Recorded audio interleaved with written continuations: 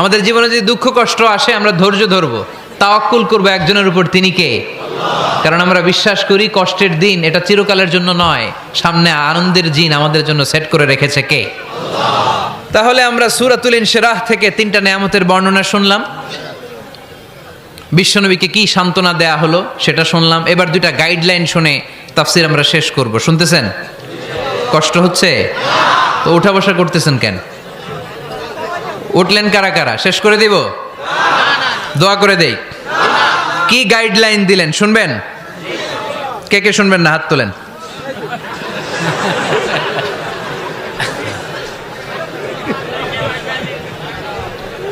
কষ্ট হইতেছে?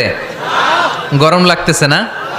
আমিও ঘামতেছি আপনাদের সাথে সাথে। অনেক গ্যাদারিং হয়ে গেছে। আসেন আল্লাহর নামে 3টা তাকবীর দেই, তারপর কোন 2টা গাইডলাইন তিনি বিশ্বনবীকে দিলেন ওই নির্দেশনা বাণীটুকু শুনে আজকে আমরা বিদায় নেব। আওয়াজ